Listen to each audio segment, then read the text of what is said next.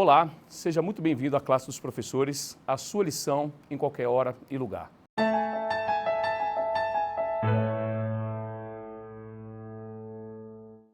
Olá, que bom que você está aqui na classe dos professores, nessa temática muito importante, falando sobre as 3 mensagens angélicas e uma mensagem que realmente, quando a gente estuda sobre a luz do Espírito Santo, é uma mensagem que nos traz muito mais esperança do que temor. E nós estamos aqui para a gente fazer esse estudo e nós temos alguns convidados especiais aqui. E hoje nós temos a estreia do nosso irmão Adriano, que é membro aqui da Igreja Adventista do Sétimo Dia do Lago Sul. Obrigado agradeço pelo convite, feito, e é uma honra em participar, crescer, no conhecimento da Palavra de Deus e contribuir também com a classe dos professores. Muito bom. Ao lado do Adriano, nós temos aqui prata da casa, irmã Geni, que também é membro aqui da Igreja Adventista do Sétimo Dia do Lago Sul. Estou muito feliz de estar com vocês mais uma vez, aqui gravando a lição da Escola Sabatina. Muito bom. E ao lado, o nosso pastor Wesley, que é pastor aqui da Igreja Adventista do Sétimo Dia do Lago Sul. Muito bem-vindo. Ricardo, Adriano, Geni, que bom poder gravar aqui com vocês essa nossa lição. E os queridos que estão participando aí em casa, é um privilégio passarmos mais um trimestre estudando a Palavra de Deus e vivendo momentos especiais. Muito bom. Então, já uma vez apresentado, você já sabe qual vai ser o meu pedido.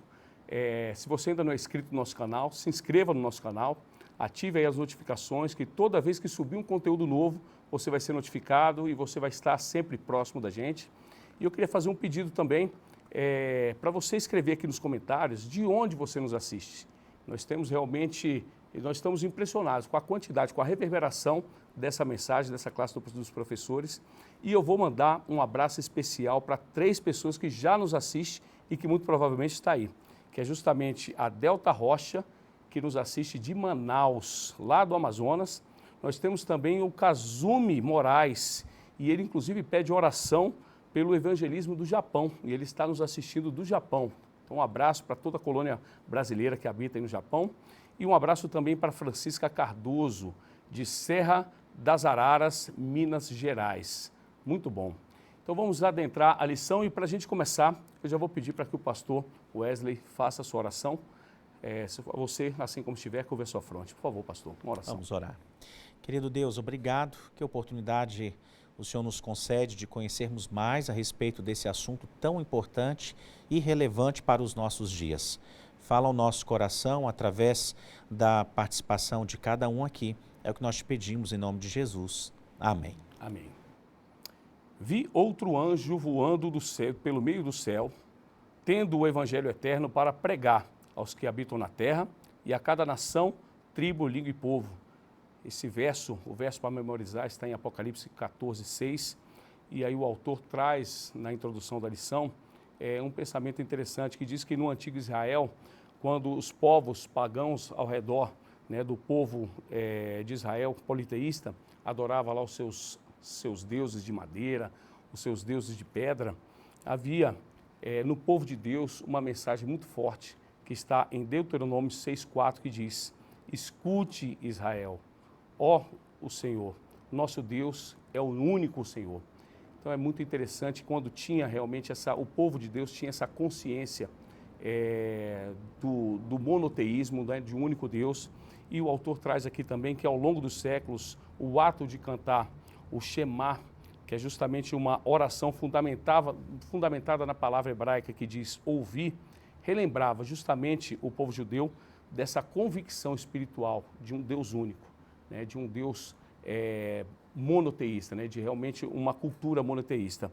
E aí, para nós, adventistas do sétimo dia, as 3 mensagens angélicas, elas são justamente como um Shema, porque justamente nos traz essa nossa profissão de fé, define quem de fato nós somos como um povo e descreve realmente a nossa missão ao mundo. Então, justamente essa temática nós vamos estudar ao longo dessa lição, e aí vamos chegar aqui, já abrir o domingo com o pastor Wesley, onde traz aqui a temática sobre o livro de esperança. E aí eu te pergunto, pastor, baseado em Apocalipse 1, versos 1 e 3, e Apocalipse 14, verso 6, por que essas passagens elas não falam apenas sobre destruição, mas também sobre o Evangelho eterno? Ricardo, essa é uma coisa assim, muito interessante para quem está estudando a Bíblia. O que acontece? Alguns acabam olhando para o Apocalipse como um livro que fala sobre destruição, bestas e tantas outras imagens que acabam evocando mais o medo, a angústia, mas essa não é a intenção do livro do Apocalipse. Pelo contrário, o livro do Apocalipse é um livro sobre esperança, até porque o Apocalipse é todo sobre Jesus. É uma declaração a respeito de Jesus e, claro, da missão que ele tem e continua exercendo, que é de vir salvar o ser humano. Então, quando a gente vai ao livro do Apocalipse, e aí fica aqui uma sugestão, quando nós estivermos estudando a Bíblia, nós precisamos treinar a nossa mente para ver o que está além do que está escrito. Além do que você está vendo, você perceber as palavras que são dadas de conforto, de esperança. Então, ao falar que o nosso mundo vai chegar a um fim, também precisamos lembrar que vai chegar ao fim o reinado de terror, do pecado, do mal. Então, o livro do Apocalipse, eu repito, é um livro de esperança e de graça, porque fala a respeito de Jesus. E eu gosto muito de uma frase que é atribuída ao grande pregador Billy Graham, onde ele diz assim: li a última página da Bíblia, tudo vai dar certo. E essa é a sensação realmente que tem aqueles que leem e estudam o livro do Apocalipse. O fato de falar de Jesus, de focar em Cristo Jesus, a gente percebe esperança e graça. E aí nós chegamos na segunda-feira, a segunda-feira ela tem um tema sobre o Evangelho eterno. E aí, Geni, eu vejo aqui que se não compreendermos realmente com profundidade, né, o Evangelho, nós perderemos todo o sentido das 3 mensagens angélicas, né? E se não entendermos o Evangelho, jamais poderemos entender plenamente as questões descritas nessas mensagens, justamente na hora do juízo divino, ou na queda da Babilônia, ou até mesmo da marca da besta. E eu te pergunto, Geni, nos textos de 1 Coríntios 15, 1 a 4, Romanos 3, 24 a 26 e 5, de 6 a 8, como o Evangelho eterno é apresentado e que grande graça, que grande esperança é oferecida para nós? Eu não consigo começar a responder para você sem antes lembrar de qual foi o propósito de Deus ao criar o ser humano.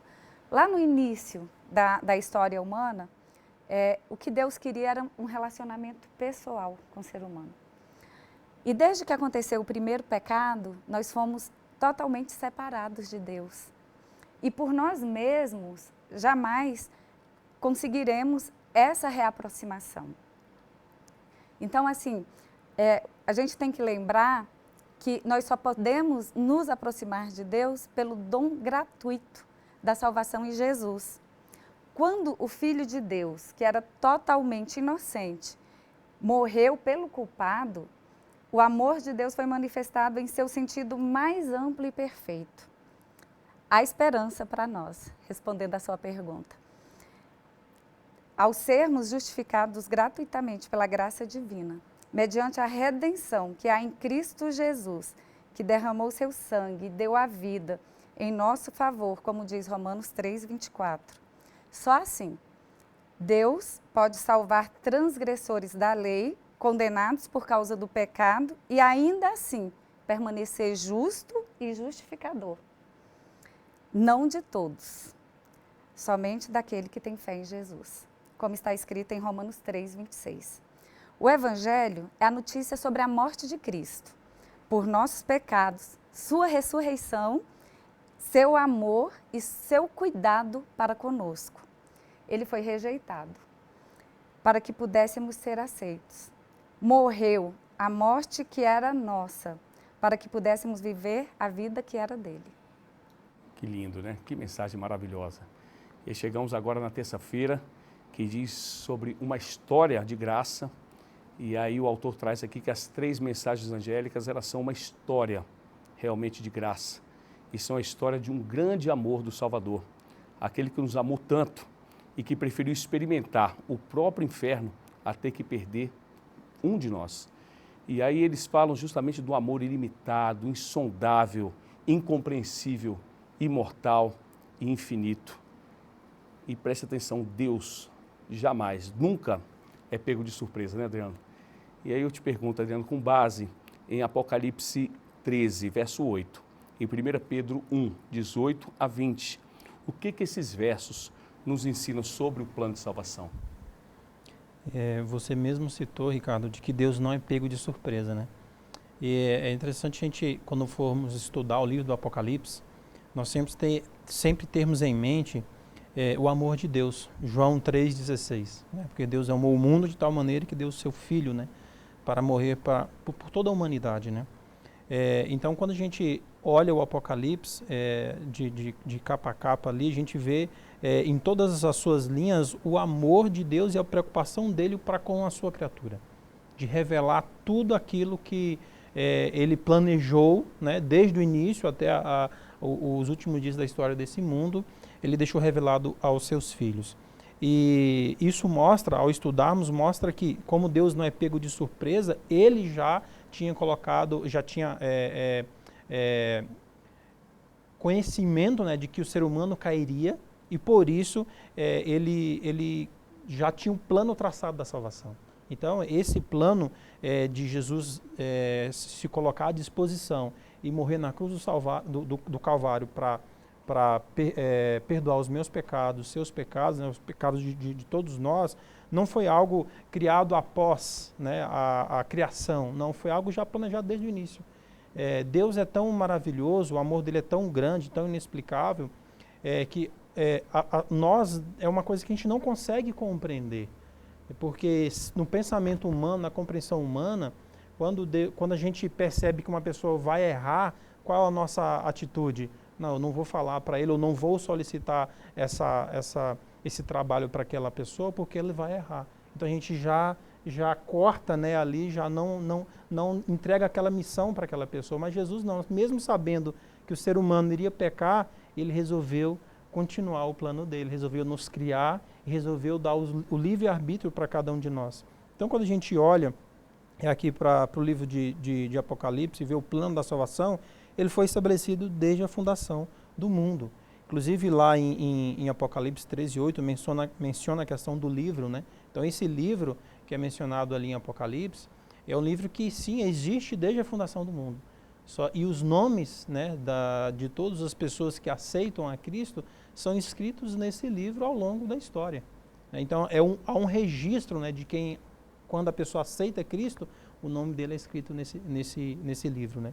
Então a gente percebe que além de Deus revelar toda a história para o seu povo, e ele deixa tudo de forma organizada, né? Ele escreve tudo, porque lá na frente, inclusive, ele vai mostrar para todos nós, quando ele voltar e levar todos os seus filhos para o céu, todas as coisas que aconteceram do início ao fim e que tudo deveria acontecer como realmente aconteceu, porque Deus é perfeito, ele conhece do início ao fim. Embora Deus tenha morrido, né, por todos que voluntariamente aceitem o sacrifício dele, aceitou o sacrifício dele na cruz, ele não predestinou ninguém para a perdição. Então ele morreu por todos, como nós já comentamos aqui no início, né? Agora, a escolha é minha. Se eu aceito essa graça ou não, se eu aceito a morte dele na cruz ou não.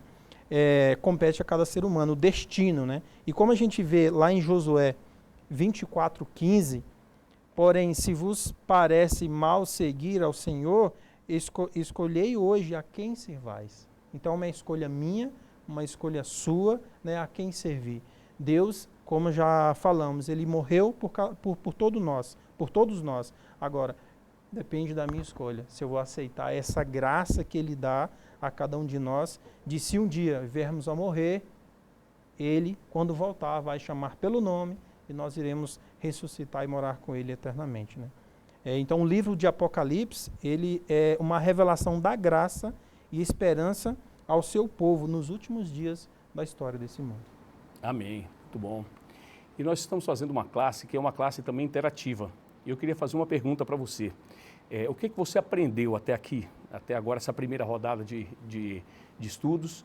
E se você tiver alguma dúvida também, deixa aqui no seu comentário. Vamos fazer essa classe ser interativa, que a gente vai ler nos seus comentários e à medida que que os comentários forem surgindo, a gente pode também explanar um pouco mais sobre essa temática que ela é importantíssima. E aí chegamos na quarta-feira, Pastor Wesley, a quarta-feira ela tem um título de Em Todo o Mundo. E aí eu pergunto, né, qual é realmente a extensão da proclamação do Evangelho Eterno e por que isso é importante para a nossa missão e para o nosso chamado e mais.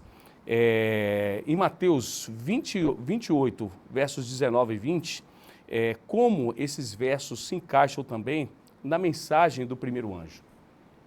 Ricardo, olha, a Bíblia realmente ela ela tem uma unidade que acaba declarando o quanto que ela foi inspirada por Deus.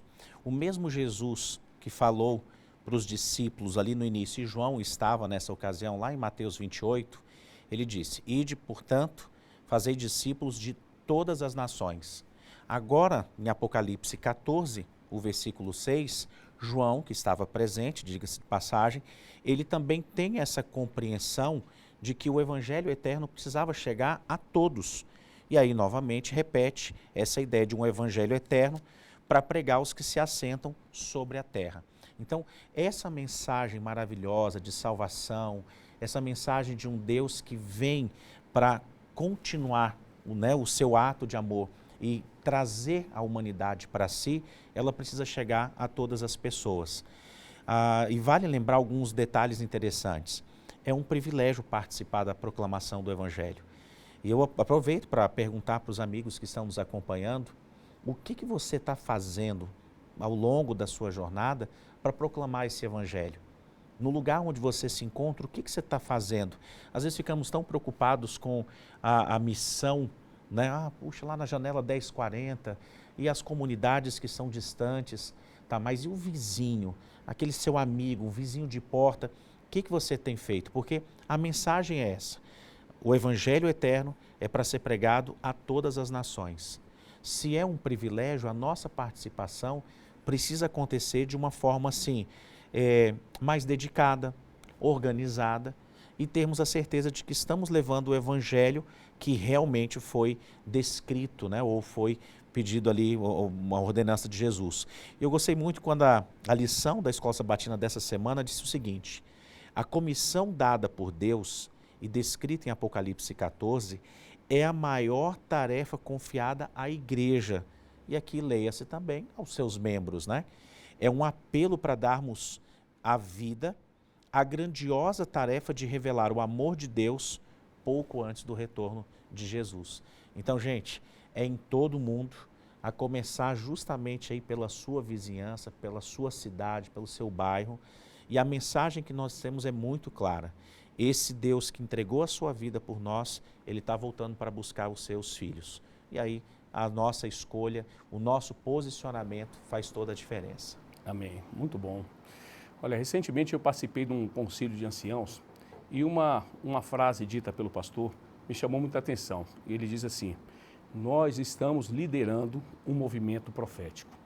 Aquilo ali me tocou e me fez refletir realmente, de fato, sobre essa importância do momento, né, dessa missão realmente do Adventismo, de proclamar realmente a breve volta de Cristo. E aí, recentemente também eu entrei em contato com um conceito de liderança que eu ainda não tinha escutado, que diz assim, que liderar é muito mais sobre suportar injustiça, traição e injúria do que simplesmente inspirar e motivar pessoas. E quando nós vemos realmente o exemplo de Cristo, o que mais ele fez, né?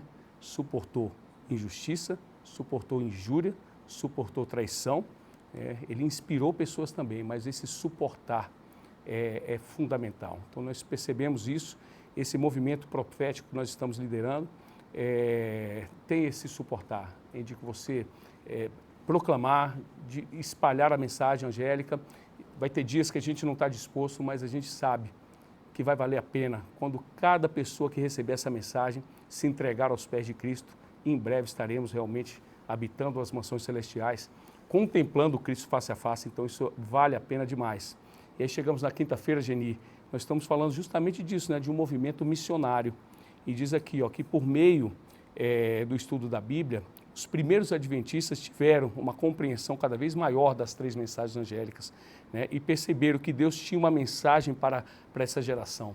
Uma mensagem urgente que deveria ser proclamada a toda a nação, tribo, língua e povo, a fim de preparar o mundo para o retorno de Cristo. né? E aí eu te pergunto, com base no que foi dito, e com base em Apocalipse 14:6, Atos 1:8 e Mateus 24:14, que semelhança há justamente nesses 3 versos? Essas 3 passagens que você citou, elas falam da necessidade da pregação do Evangelho por todo o mundo, até os confins da terra.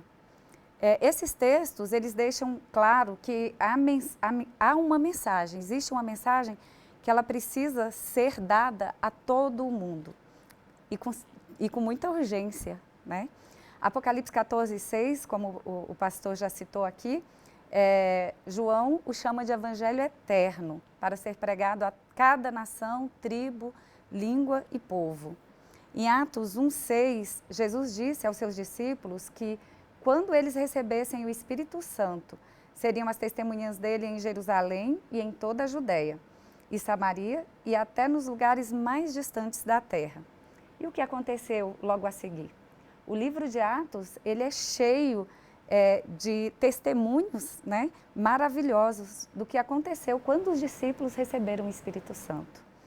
Esse evangelho, ele é o mesmo que nós pregamos hoje. Ainda há pessoas que precisam ser alcançadas.